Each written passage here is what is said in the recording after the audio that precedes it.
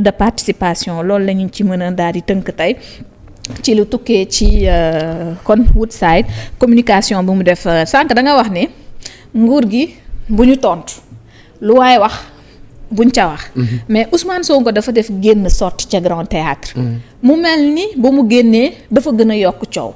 GPS ba lañ fa wowoon waaye nemmeeku nañ ni Ousmane Sonko s'adressait beaucoup plus ci ñi nga xamante ni ñoom ñoo doon wax soit ci moom wala boog ci polémique ci yeneen i wax ba ñu jàpp ni ku ci mel ni Thierno Bocoum loolu la wax Ousmane Sonko dafa nar a gouverner di s'opposer en même temps Anta Babacar Ngom ainsi de suite même Bougane am ci position boo xamante ni wuute na peut-être ak ñu ñenn ñi gis ñoom bu ñu cautionné sortie bu Ousmane Sonko commentaire ban nga ci def.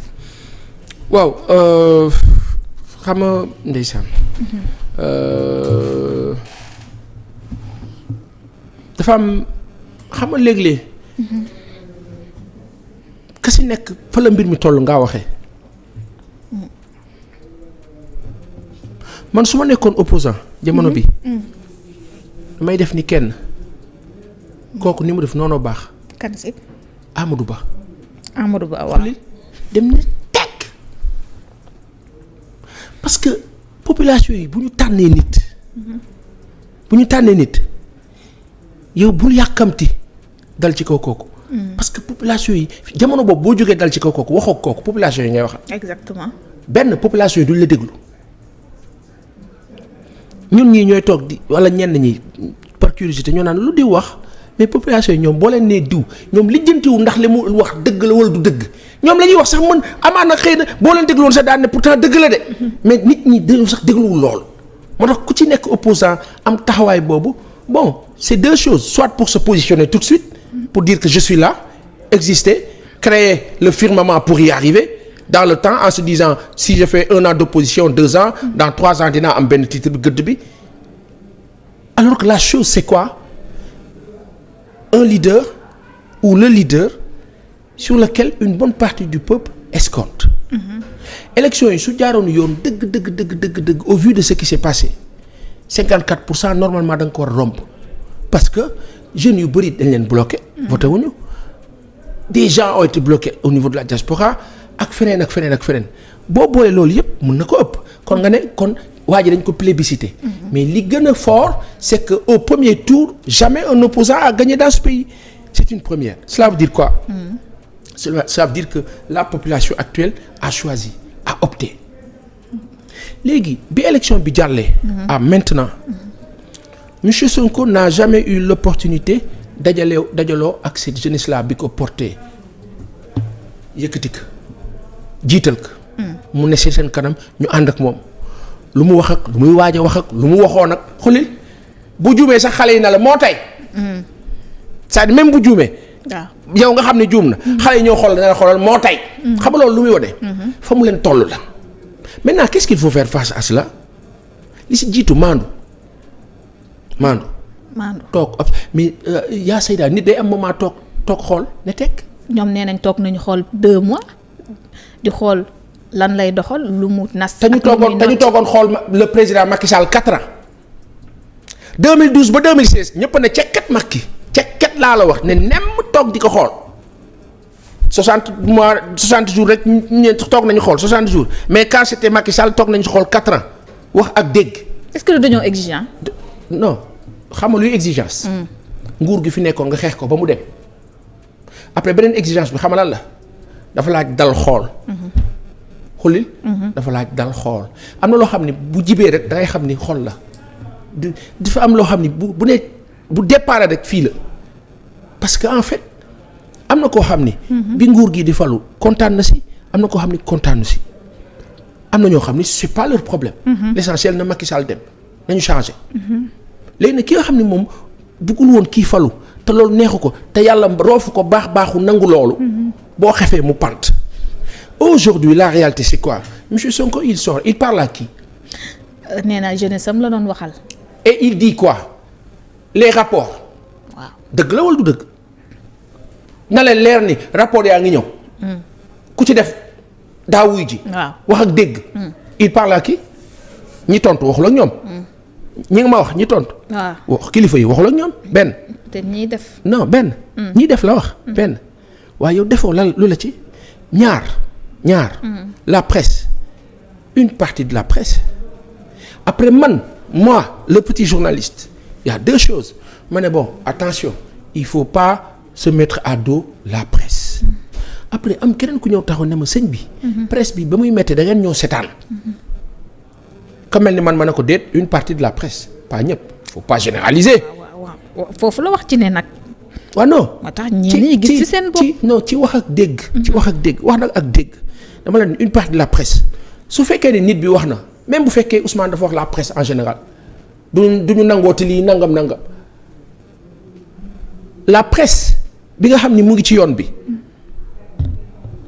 day toog xam ni moom mu ngi ci yoon bi def liggéeyam tranquillement xam nga amul benn journaliste boo xam ni man tey mën naa dem assister rencontre Ousmane Sonko du moom Ousmane Sonko wala ko ka jege moo ma naan sëñ bi bu subaa na nga bindee nii xam nga du ma ko wax man maay bind en toute responsabilité maintenant il y a une chose il faut pas ma dem bind lu fa amul il faut pas ma dem wax lu amul wax lu amul xam nga mooy lan waxuñu la nga ñëw ne non c'est-à-dire que Ousmane au grand théâtre que du grand théâtre que du théâtre bu la neexee nga titré loolu.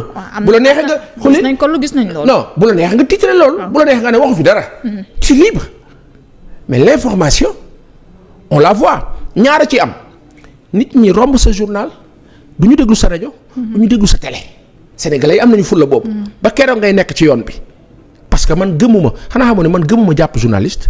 gëmuma emprisonné journaliste prison bi gën a gaaw ci moom mooy mu bind kenn du ko lire mu wax kenn du ko déglu mu toog télé kenn du ko seetaan mooy bi gën a gaaw parce que quand on est ridicule et quand on se ridiculise on disparaît d'où l'importance mooy fi ma la doon waxee ne la nguur gi moom non bu mu ne foofu parce que am na loo xam ne boo si nekkee da la tardel benn Sonko da doon tontu waaw non dégg li ma la wax dama la ne qu'est-ce que la personne dit il a parlé de la presse une partie de cette presse-là il a parlé des rapports ñi war a fay ñi nga xam ne dañoo jël loolu la doon wax ci campagne bi ñi jël nangam ak nangam journaliste yi la dernière fois démb xam barki démb j'ai parlé de la vidéo de Dame Mbodj on m'a fait comprendre que vidéo bu yàgg la je sais que vidéo bu yàgg la mais discours bi speech bi qui presque est maa ngi xaar ba suba benn journaliste def fi nangam maa ngi nangam foofu laa noo waxee nag kilifa bi daam lii moom maa la ko ñaan ça me touche personnellement il ne faut pas menacé nangam mu nekk rappel un peu.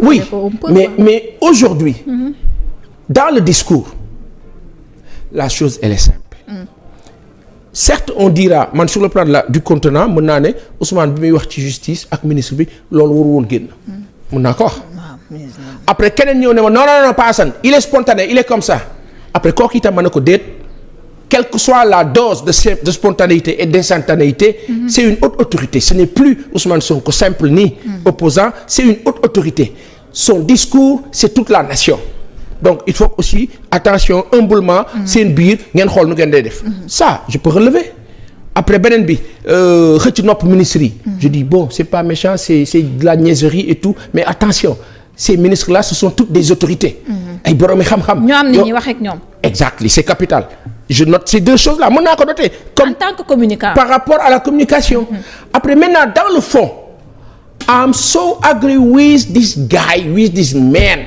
dégguma anglais nag damaa nekk ci njàng mu rëy oui ma foo aw yoon la dégg naa wax bi dans le fond dama ànd ci lépp parce que xamul tax ñi dëkk bi demee la man su ma nekkee un petit journaliste toog gis benn journal di génne une boo xam ni xam naa ni lii ca la xew ak na mu xewee ak ni ñu ko waxee ni du benn damay jël sama téléphone def naa ko ba tàyyi allo diw gars yi mais demeewul nii lii bi yéen tamit Paasan yow nag xam nga nag Paasan yow da nga yow moom da nga mel na nga dugg ci affaire yi wax xanaa yow da ngay toog ci réunion gars yi non aujourd'hui àgg nañ benn niveau boo xam ni des gens nous tutoient la presse parce que presse bee ko teg boppam parce que presse bi moo sàgganu boppam presse bi moo topp moo dund al toppe xam nga al toppe xam nga moo boobu al toppe maanaam di ci duñu caytu dunguru di topp si nguur su bëggee def dara lu salte bëgg ko dal ci kaw benn paasan non jaar ko ci yow PV bi la ñuy jël yónnee la jël yenn kii yónnee la bon sama rak ñu woo directeur de publication ba wala rédacteur en chef ba journaliste yu ndaw yi nekk ci biir bureau bi duñ ci ànd mais yoruñu décision bi léegi moo tax foofu nag laay wax nguur gi aussi. bàyyi leen xel benn affaire. bu leen jël patron de presse ak employé ñëpp taxañ daal ne voilà groupe bii rajo bii télé bii journal bii non attention mën ngeen juum. législative yi passé ba ci élection yi mais les journalistes yu ci bëri ci rédaction yu ñuy jiiñ ak yu ñu jiiñul. ku ànd ak Sonko ku àndul Sonko rédaction yu ci bëri laa la wax. seen ay patron mën nañu bañ a ànd ak Ousmane Sonko. mais seen ay journalistes yu ci bëri ils ont voté l'opposition ñu ci bëri. et partout foo ko xalaatul nag. groupe yu mag yi fi nekk yëpp ngay dégg naan seen patron dafa contre Ousmane Sonko ak nangam dañoo contre le nouveau régime ak kii ñu ci bëri seen ay journalistes dañuy toog ci suuf naan ñu dañoo yabaate xamoo. dañuy jaawale tey patron bi ak ki nga xamante ni moom moo di élément bi wàcc sur le terrain. c'est important élément boobu nag mooy souffrir lépp. mooy dund lépp mooy sonn. léegi nag foofu laay wax ne nguur bi nañ def attention ci benn affaire quel que soit le speech annoncé ça et là. qu'on sache raison garder et qu'on voit bien fan la jafe-jafe yi nekk. Un État sauvegarde sa presse sauve sa presse. s'en occupe et s'en préoccupe. moo tax Mamadou Ibra Kane ne jamono ji sax lu ñu leen gën a bëgg ñu def mooy ñu tinkoom tey presse bi nga xamante ni moom moo fi ne jàppale ko. non xam nga benn affaire moo am à un moment donné dafa am ñoo xam ni bu ñu waxee rek léeg-léeg ñenn ñi nga xam ni doon nañ dund lenn li daf leen di toucher. te dañuy répulsif. xam nga moo la lan. dañ naan pourtant bi mu taree ci ñun metti ci ñun yéen jàppalewu leen ñu de. lan aussi il faut le tenir en compte. dafa discours boobu la ñuy dégg. non da ngay toog nit ne la waaye yéen journaliste bu leen nu sonal bi ñu toogee fii ñu ñuy bëgg a rey. yéen a nekkoon fii di wax loolu ak loolu ci ay nar. daaw leen wax dëgg. léegi nit ki la wax loolu loo koy wax kooku mun la dimbali. foofu la mbir mi nekk d'où il faut plus d'humilité. loolay dëgg. pourtant presse bii nii dafa accompagner woon Ousmane Sonko benn ci presse bii nii moo tax am na ci ñu ne ci ñoom taskatu xibaar yi Sonko ne devait pas généraliser dëkkoon dem ba ne dafa arrogant démb barki démb ci façon bi mu doon waxee ak ñoom. Aïda. C'est quoi l'arrogance de dire que la presse am na loo xam ne dootuñu ko nangu. ku ci ñeme defaatal une. comme noonu peut-être dans le verbe. le style ni mu ko waxee oui. ni mu ko waxee. ku ci mel ne Babacar Fall on va dire. que c'est lui qui a apporté ses propos. xam nga léeg-léeg man ma tuuti mi xullil boo jàkkaarloo ak man ak loo gëdd boo mënti am ci àdduna am na ton boo xam ne boo ko waxee ak man. su ma amul doolee tontu la. xam nu maa def damay jël samay bagages génn dem. ça peut se comprendre mais la réalité dama la ne bu nu eggee foofu. attitude. C'est de cause à effet. Il y a eu une attitude. Je fais la part de deux choses. Monsieur Sonko, Ousmane, à qui on refuse la candidature présidentielle. Yàlla nag mooy fal. Yàlla ne woon Bassirou Diomaye Diakhar Faye Serigne Ngundu. lu noonu la kaa woowee. waaw Serigne Ngundu la ko mooy nekk président ndax moom moo nettali sax anecdote ba. waaw l'histoire. am kilifa bu toog ne leen kee président de la République la. waxul Ousmane Sonko Bassirou Diomaye Diakhar Faye la wax. nan la mbir mi demee kenn xamul yàlla. sunu borom. moom mu nangu ko wax ko. c'est bien te nag man benn kàddu la ma ka téewee. Seydina Muhammad sallallahu alayhi wa sallam mooy modèle am kooku nag ka mu doon sa modèle. man ma tuuti mii nga xam ni bis bu jot maa ngi tooñ ma borom. xulil danaa la téye. da nga wax bi. ndax nag man yàgg naa am ay acteurs politiques ñoom ay kii lañ laa wax de boo xefee sax ñu tuddal la nit. di la wax teesam. nekk sa référence alors waaw Seydina Muhammad sallallahu alayhi wa sallam moo di référence bi nag dégg naa la wax. ma wax la fii ne la cette personne là moment biñ kaa combattre.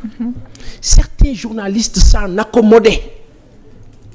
ils étaient à l'aise dans ce processus. looloo tax ñenn ñooñu moom.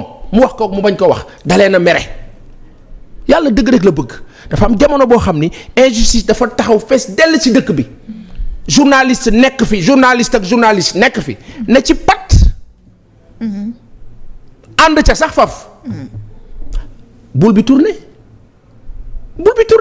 léegi bi bul bu tourné ñaaray nekk la mu wax mooy baale ni Seydina Muhammad sallallahu alayhi wa sallam amaana ci diggante moom ak ñooñu waaye ñooñu lañu war a yoreel askan wi moom dafa jàpp ni te dëgg la moomu ko mënu leen kaa baal wax ak dégg waaw loolu leer na wax ak dégg man li ma moom ci tooñ bi ngeen ma tooñ baal na ma leen ngir roy Seydina Muhammad sallallahu alayhi wa sallam wante li nga xam ne ngeen ko ameel askan bi yéen fay leen ko wax dëgg.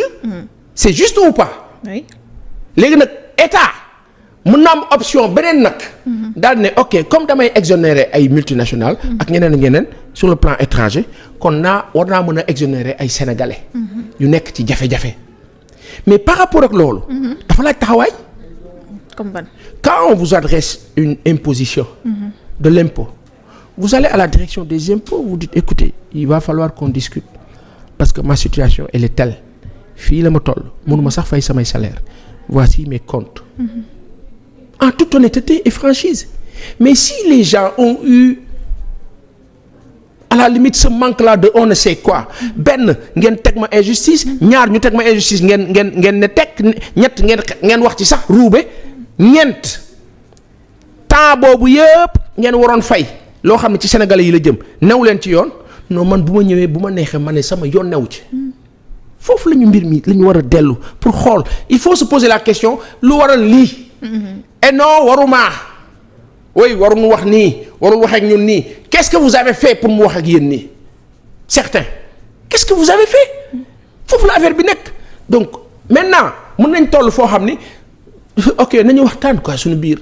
attention les gars waa presse l'État il faut pas se mettre dos à dos l'un et l'autre.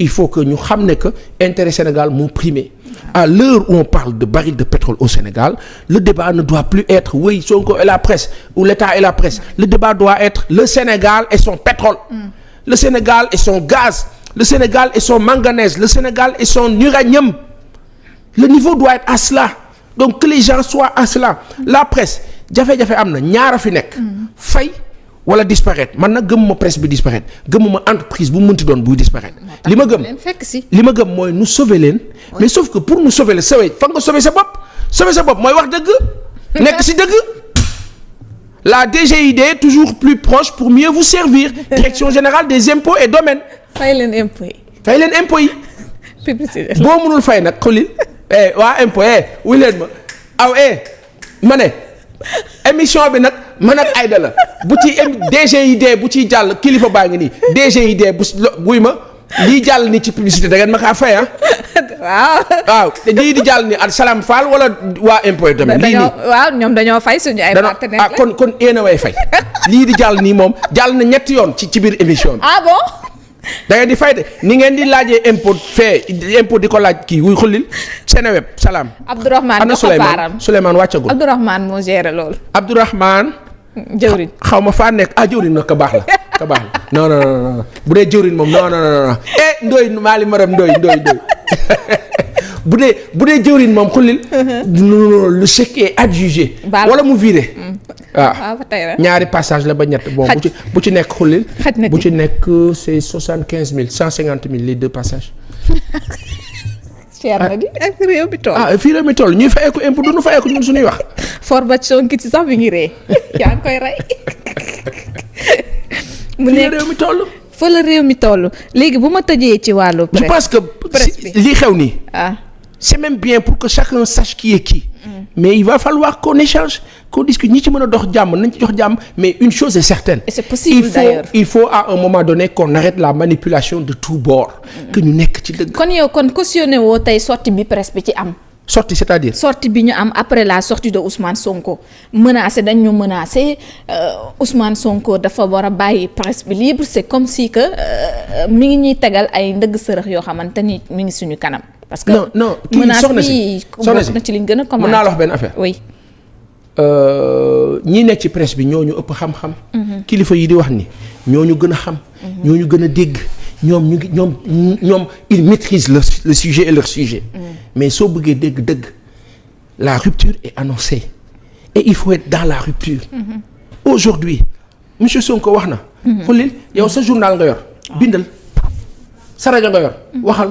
sa télé nga yor libre nga ci leur réplique am nañ ci droit kenn mu leen ko tere mais il faut que ñu comprendre benn affaire ki nga xam ne da nga kaa ameel war ko fay moom tant que yaa ngi yéex a fay wala tant que fayoo ko moom nu ko neex mu waxee à un moment donné soo moytuwul moom kay lañ naan yàlla na ko yàlla baaxal ba du jéggi fenn fi ba du egg fenn fi mais moom dana wax parce que yaa ko may opportunité mu wax yaa waroon verser impôt sur les chiffres bénéfices déclaré woo ko versé woo ko mu tutoyé la. yaa waroon verser li nga relevé di ko jël di ko dagg say employé versé woo ko pendant 10 ans. yaa waroon loolu yëpp tax mu xulil. mu wéeru nii nga ñëw xulil. mu def dédé di la xool. ay bët naan la nii xulil. xulil naan la nii. nga naan mais saa waaye dama koy ni mooy ñëw jàpp paquet foofu la ñuy waxee est-ce que comprendre nga. la presse nag ci dëkk day am presse. xulil dëkk day am presse. presse nag day am ñuy juddu continuer am ñuy juddu. yam fa am ñuy juddu. bees di nekk la vie est ainsi faite. donc ñi nga xam nag ñu ngi ci. te xam ko te mën ko nañ tegu ci yoon presse bi nga xam ne nag xulil. dafa am nguur bu fi nekkoon sos ko. créé ko déglu ma de. waaw presse bu fi nekkoon. nguur gi fi nekkoon sos ko bu tegul ci yoon laa la wax yoon bi nga xam ne information normale sérieuse et honnête.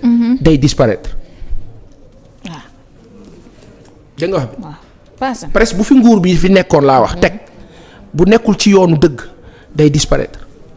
ñu ciy sous-entendre li ko doon accompagner dina ci ànd également. tax bu fekkee dañ la doon defal perfusion injection nangam. ka la ko doon jox nekkatu fi. léegi boo xefee ki nga xam ne moo fi nekk te yëg na dañ la ko doon jox. moom day toog di la xool rek.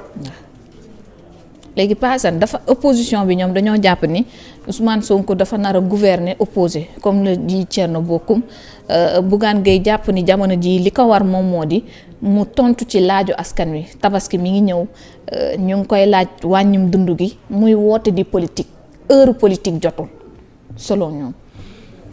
c'est leur avis à respecter point barre.